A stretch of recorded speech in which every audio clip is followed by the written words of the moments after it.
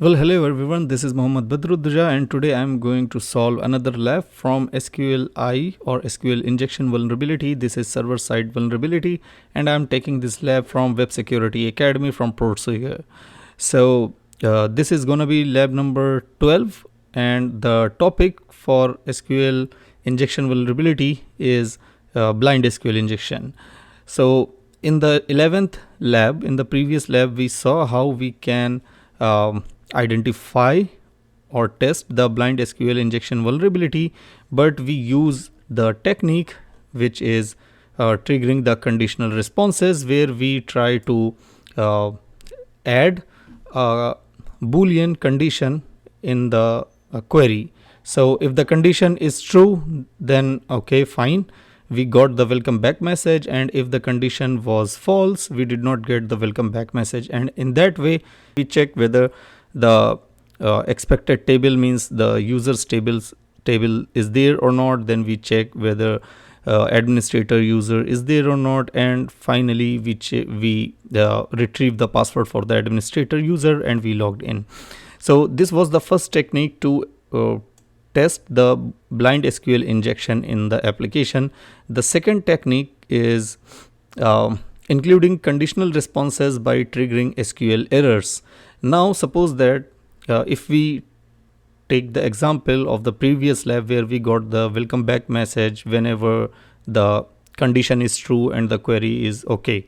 But what happened if we did not have any kind of welcome back message in the web application, and we cannot identify or we cannot see any unexpected behavior from the web application side? So in that way, how we will test the blind SQL injection vulnerability and how we will exploit that? So there is another way, which is triggering SQL errors, and in this technique what we will do, we will deliberately force the database server to throw an error if the condition is true. So if the condition is true, then we will go and do an invalid task so that the database server throw us an error. We can see in this preceding example, suppose instead that the application carries out the same SQL query but does not behave any differently depending on whether the query returns any data. So the preceding technique will not work because injecting different Boolean conditions make no difference to the application responses, right? That means if you put 1 is equal to 1, which is true condition, and 1 is equal to 2, or anything which is any condition which is false, in those cases the application is not responding any different way. So in this situation, it is often possible to induce an application to return conditional responses by triggering SQL errors conditionally. So that depends on an injected condition. Now in that technique, what we will do is modifying the query so that it will cause a database error if the condition is true. Now we will deliberately enforce database to throw an error if the condition is true, but not if the condition is false. So very often an unhandled error thrown by the database will cause some difference in the application responses, such as an error message, allowing us to infer the truth of the injected condition. That means here, as you can see, that we put one case.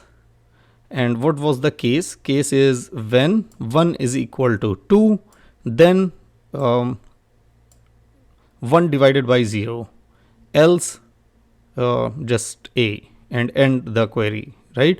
So what happened in that case? If you see this condition, so this condition is false. So if the condition is false, it is not going to see this, else it will go and directly go to that A.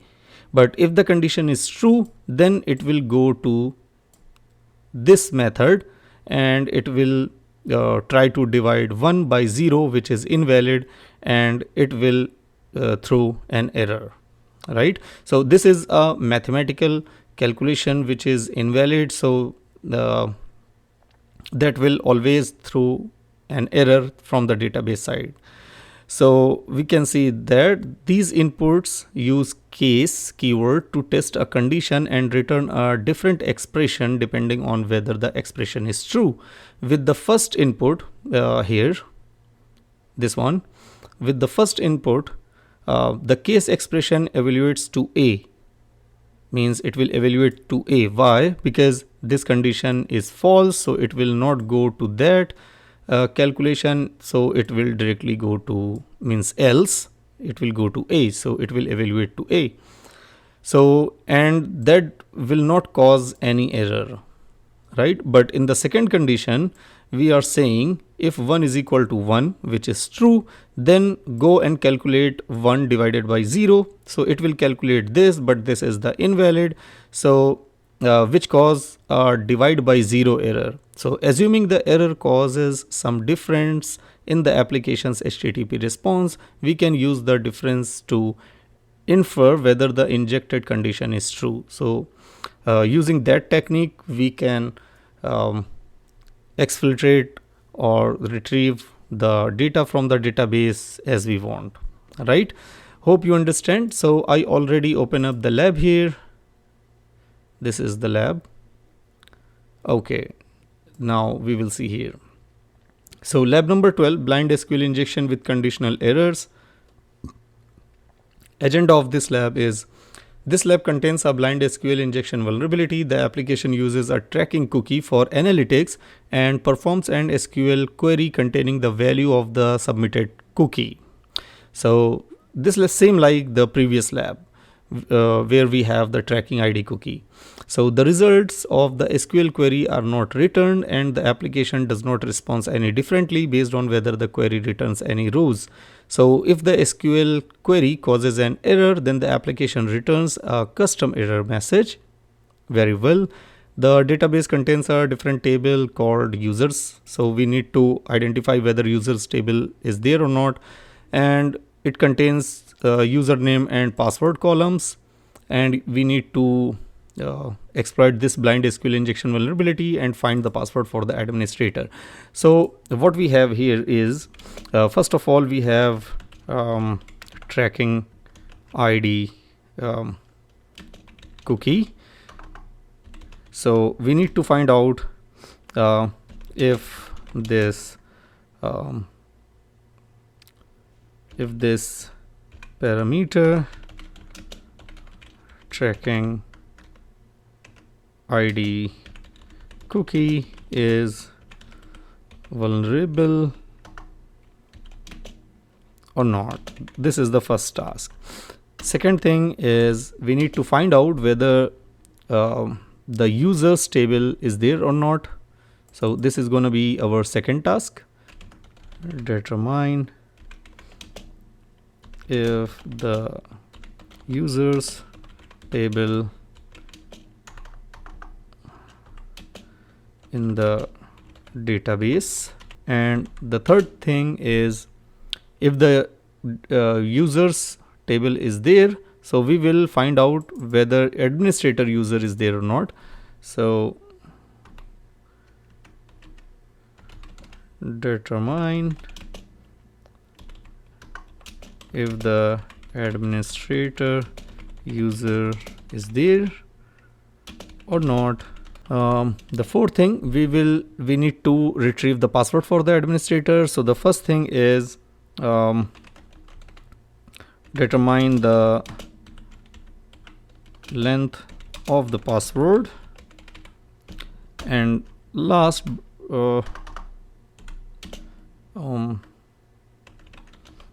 fetch the password for administrator.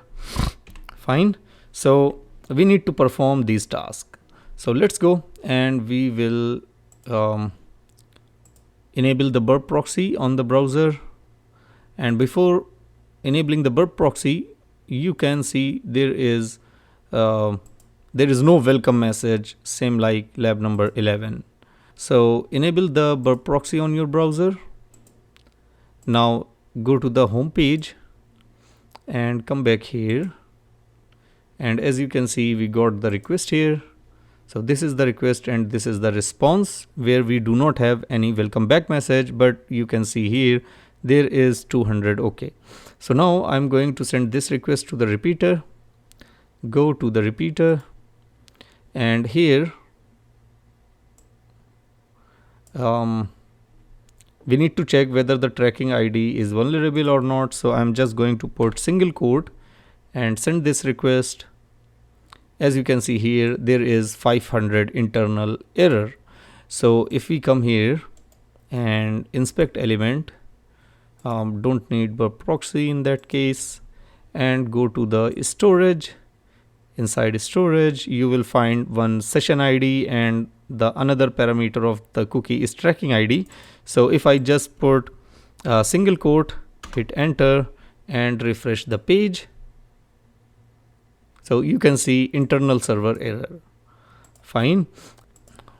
If we try here, so 500 internal server error means there is error, but how we will try, let's see, double dashes, and here I will say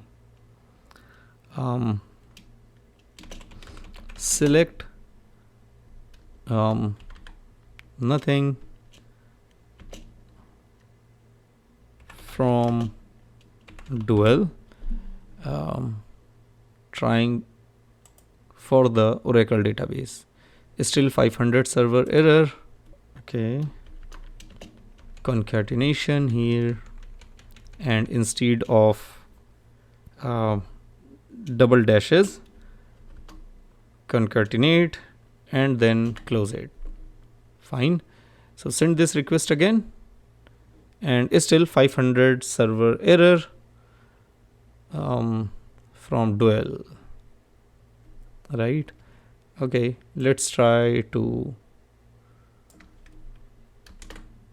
URL encode and send this request again. Still 500 server error. Okay, maybe we need to enclose this from dual. Enclose it in the small bracket, send the request again, and as you can see now 200. Okay, so that means we can execute the queries here, and this tracking ID is vulnerable to blind SQL injection, and the database is Oracle database. Now if I say anything ASDF from ASDF, so this table does not exist. That means it will not run the select statement, and we will get 500 internal server error. So this is customized error. Otherwise you may get MySQL or Oracle database server error, database query syntax errors, right? So now we need to check whether dual. So I'm going to take this, copy, come here and paste that, right? Okay, the next thing is we need to see whether the users table is there or not. So instead of dual, I'm gonna say users and just hit send. 500 internal server error. That means this query is not working, means the users table is not there. But what happened here, because maybe users table contains more than one user, and because it's retrieving more than one rows from the users table, so that's why it is breaking the query. So in the previous example, in the previous lab, I show you how to limit the columns or the rows retrieved by the database query. So here row num, right? Instead we can say where number of rows equal to 1, and instead of space we can put plus sign to make it URL encode, plus sign, send that again. Yeah, 200. Okay, fine. That means this is working and users table is there. So I'm going to take this query again, copy, come back here, come here and paste that. Fine. So up to now we see that the tracking ID cookie is vulnerable to blind SQL injection, and we determined that okay, users table is there. Now the third task is to determine whether the administrator user exists or not. So for that we will say from users where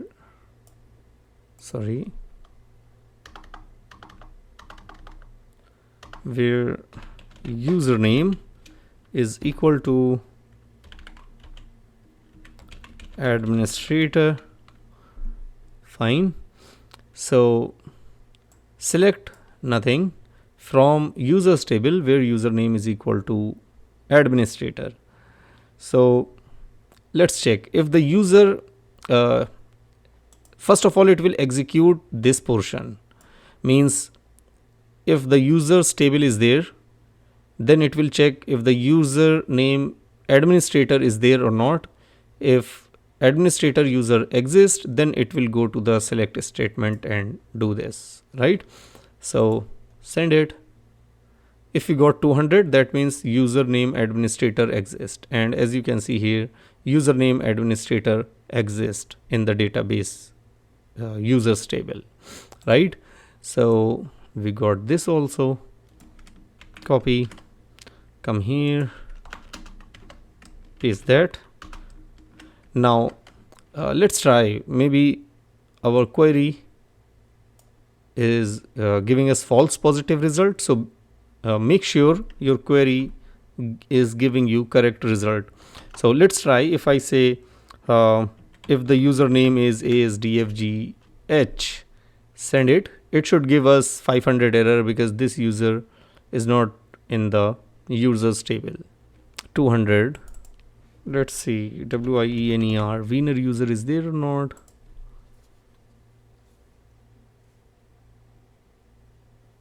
And this is also giving us 200 response. That means this syntax is not working fine because it is giving us everything 200 okay, and this is the point where it calls blind SQL injection, because every query, whether the user exists or not exist, it is giving us the same result, right? So means the application is not behaving differently. So in that case, now we need to put the condition. So now what we will do here is, instead of these two single quote, I am actually going to make query here. So copy, paste, don't need this plus,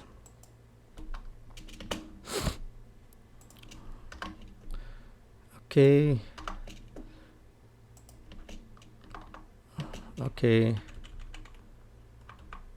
fine.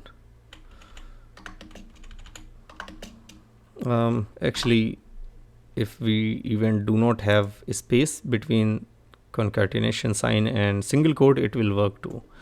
But now here what we need to do, instead of this select statement which is selecting nothing, we need to put the case or condition here. Case and the case is when is equal to 1, which is the true case. Then what it should do, it should say to underscore char, and it should divide 1 by 0, which is the false condition. So this condition will cause this calculation will cause an error. So the condition is true, so it will always go to this statement, and this statement will give us an error because this is invalid calculation, right? Now we need to put, this is actually if else statement, same like if else statement. So if 1 is equal to 1, then go to that calculation, else do nothing. sorry, come on, yeah, else do nothing and end, right? This part of syntax will be executed once the query execute in the database. So it will check in the users table administrator user is there. If administrator user is there, then it will go to the select statement, and in select statement it will say, okay, if 1 is equal to 1, this boolean condition is true, then it will go to this calculation. So this calculation is invalid, so it will give us an error.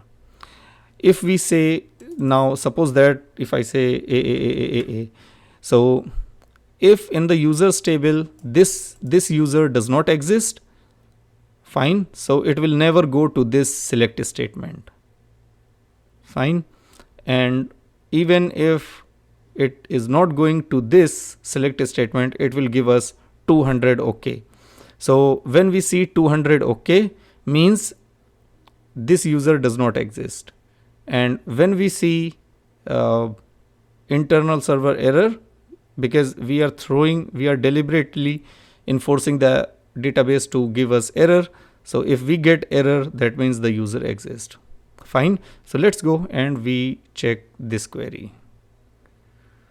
Copy that, go back to Burp Suite, and we need to remove this, add that again, and we need to make it URL in code. So Control U, hit send.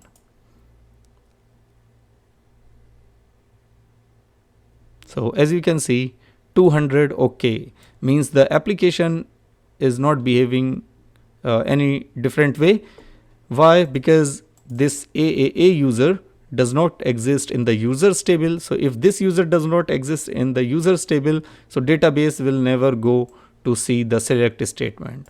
Now if I say, let's suppose WIENER Wiener, so if the Wiener user exists in users database, then it will go to check this select statement where 1 is equal to 1 is true. So it will go to that calculation which is invalid, and it will give us 500 error.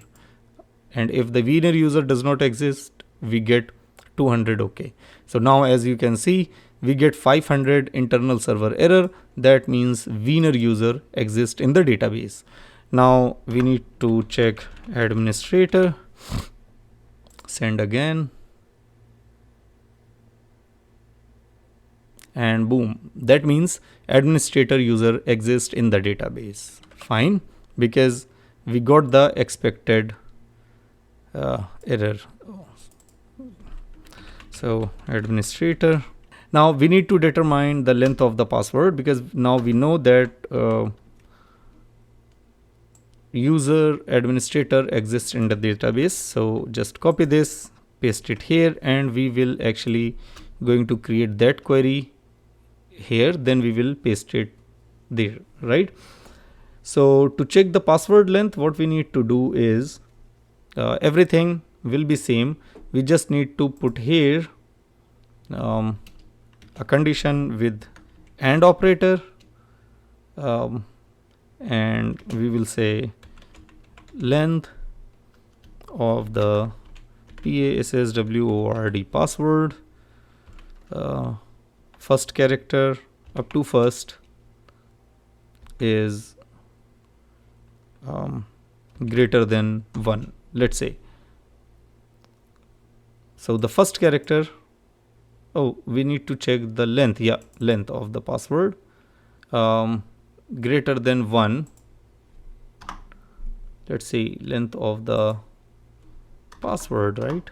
So we don't need that. We don't need to specify the number of characters and all. So just length of the password.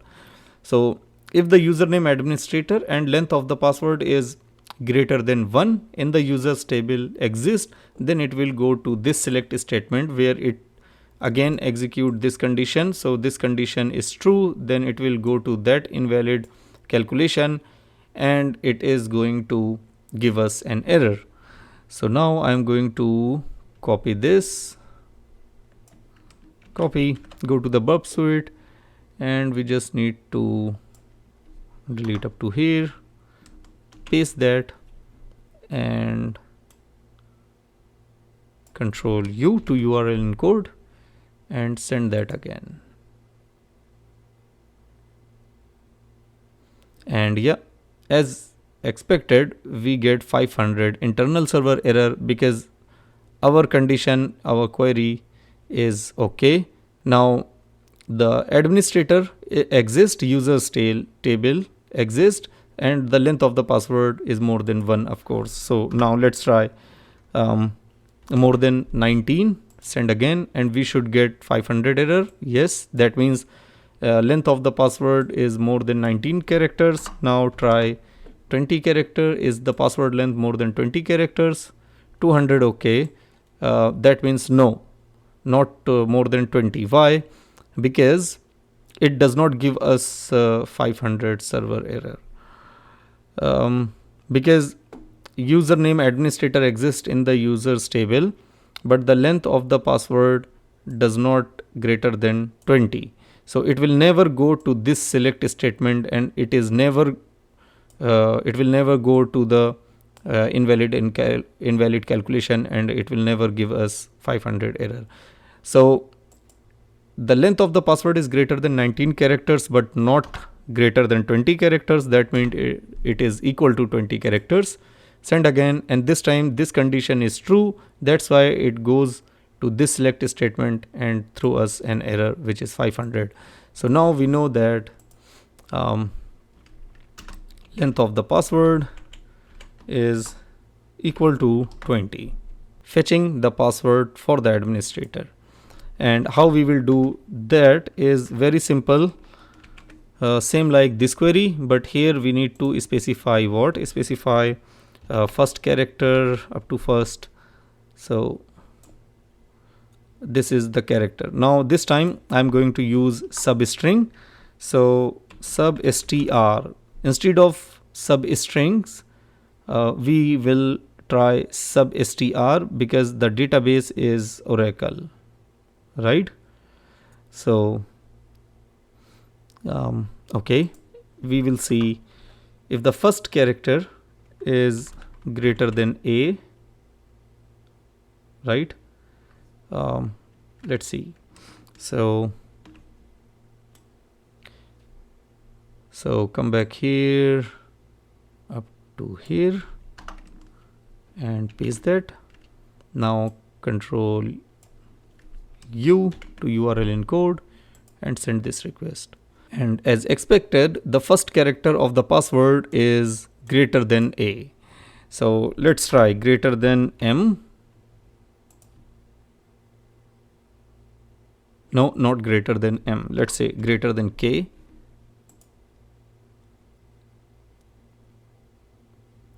Not greater than k. Let's say greater than I.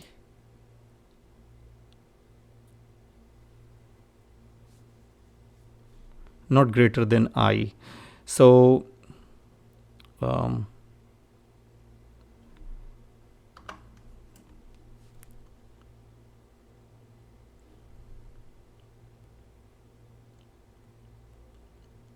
not greater than C.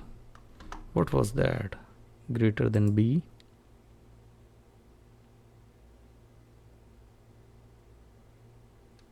Oh. We messed up something. Or we can do one more thing. If this is not working, we can check it. Okay, we can copy this, put it here, and instead of putting that here, Control X, in this case we can put that. So what happened? Because in the users table, administrator user exists, so it will come to that select statement and it will check that substring first character of the password is greater than a or not. If it is not greater than a, then it will go to that else statement. Fine. So let's try that.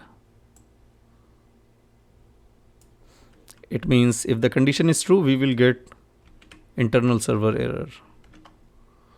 Let's see.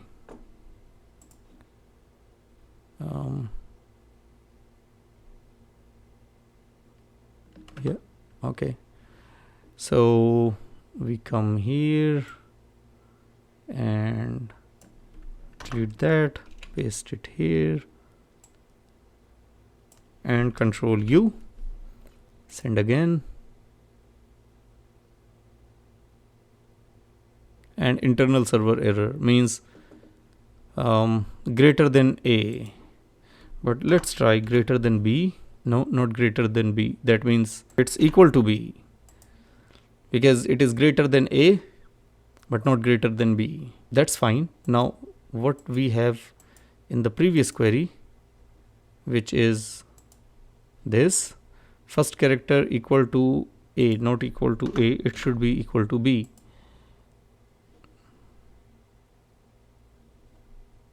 And yeah, we got the same result. That means our query was working. Maybe I see wrong. Okay, fine. So we got the first character, which is B. So now we need to send this request to the intruder. Go to the intruder, come here, go to the position, clear all the positions, and we just need to find out the second character of the password, and we need to add this position, sniper attack. Okay, go to the payloads, and in the payload we need brute forcer, so that we have all the characters and numbers, and minimum length is 1, maximum length is 1. Go to the options, and we can check status code, right? So we don't need anything from the options. So just hit start. Okay, and let's wait a moment. This is the baseline request, tracking ID to B. So we need here 500 status code. And yeah, we got 500 server error. That means the character, second character of the password is T. So its second character of the password is T. So first character is B, second character is T. Similarly, we will check rest of that. And how we will check that? Now go to the intruder, close this session, discard, come back to the target, positions, clear all the positions. Now what you need to do here is, let's say 1, choose the position, because you need to change this and check all the values for the first character. Once you get the 500 response, then it will check all the values for the second position. So it will change this value and then check again. So add this position first, and second time add this position. So we have 2 positions now, and we need to choose the cluster bomb type attack. Then go to the payload. So the first payload, now we need numbers. Okay, and it should go up to 20, and every time it will increase 1. Then go to the second payload, and here we need brute forcer. Okay, the minimum length is 1 and the maximum length is 1. Send that, and it is starting, and now you can see 720 requests at a time. So first character, it's found, it's B. Okay, second character is T, and third character, so it will check one by one all the things. So I'm going to pause the video and we'll come back. Welcome back, guys, and now you can see up to now intruder gave me only 2 500 responses. That means the first character is B and the 16th character is D, and up to now it just completed 94 requests. So, and we got one more, first is B, 16th, yeah, same. Up to now we just got 2. So we will write our own script in the second part of this lab, but from that same script I got this password for the administrator user. So to solve the lab, I am going to copy this password and go to my account and administrator administrator, and the same password I'm going to paste, hit enter, login, don't save, and as you can see we logged in as administrator and we solved the lab. So up to now intruder is very slow, still it's trying to work, and we got one more character E for the 9th position of the password. So 9th character of the password is E. So that's it for this video. If you like the content, please like, subscribe and share. Stay tuned, and in the next lab we are going to write our own script to exploit this SQL injection vulnerability, which is blind SQL. See you in the next video. Bye.